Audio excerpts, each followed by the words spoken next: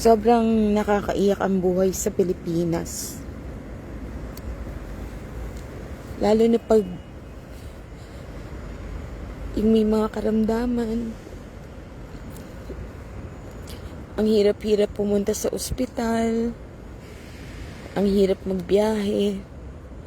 Pipila ka sa hospital ng matagal. Ganyan pag walang pera, pag mahirap. Gabi pa lang, nandun ka na pipila. Sobrang nakakalungkot talaga yung buhay sa Pilipinas. Kung pwede lang dalhin lahat ng tao dyan, dito sa Korea. Dito pag may hirap, may mga suporta ng government. Pero dyan, mahirap na nga. Lalo pang kinakawawa. Sobrang nakakalungkot lang talaga, tsaka nakakaiyak. Pero hindi alam ng mayayaman na ganun kahirap magpa-ospital, lalo na yung may mga sakit. Kumbaga pag may sakit ka sa Pilipinas, parang wala ka ng pag-asang mabuhay pa. Chances are, walang pag-asang mabuhay dahil hindi naman binibigyan ng proper attention, proper care ng government ang mga may hirap na tao. So,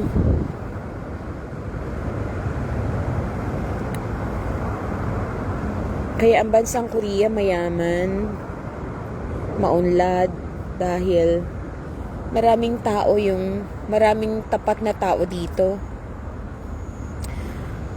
Kahit maiwanan mo yung gamit, mababalikan at mababalikan mo pa rin 199%. But then sa Pilipinas, asahan mo pag may naiwan kang gamit, butil-butil yung pawis mo because of your worries na hindi mo na mababalikan at wala ka nang mababalikan pa. But then dito sa Korea, kung magda-dine-in ka sa mga restaurant, kahit iwan mo yung cellphone mo, yung bag mo, napaka-safe. Even sa madaling araw dito, maglakad ka, hindi ka kakabahan. It's always safe to go outside kahit na mga indecent time. Pero sa Korea, sa Pilipinas, abot-abot ang kaba mo. Baka ma-rape ka dahil maraming mga drug addict. Maraming dapat baguhin sa Pilipinas. Actually, year 1997, July 27, una akong lumapag sa Korea, nakita ko na agad yung malaking difference. Sobrang malaking difference, and that time, meron akong courage na kausapin sana ang presidente. But then, sino ba naman ako? Wala naman akong power para kausapin ang presidente. But then, ganun yung heart na meron ako na sobrang nakakalungkot makita yung big difference.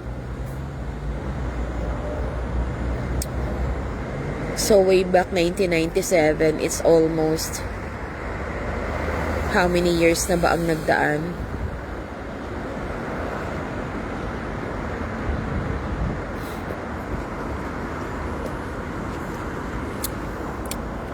Madalas, naiiyak na lang ako sa lungkot kasi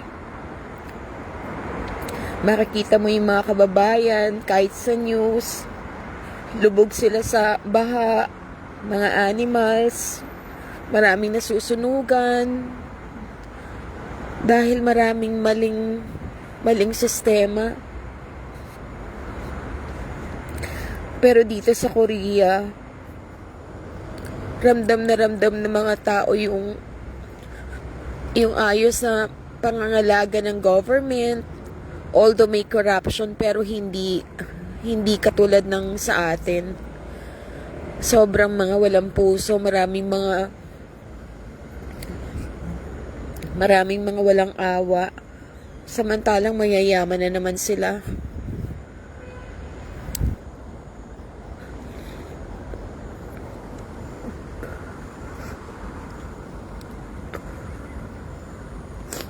Siguro kung mayaman lang ako, marami akong mapapasaya. Well, kahit naman hindi tayo mayaman, marami tayong pwedeng mapasaya. Basta naka-align tayo sa kalooban ng Diyos, and let's always desire na magkaroon ng purpose yung buhay natin, magkaroon tayo ng compassion para sa iba, magkaroon tayo ng empathy. Hindi kasi maganda yung nabubuhay lang tayo para sa sarili natin. It's always nice to be kind, to give love, to always forgive,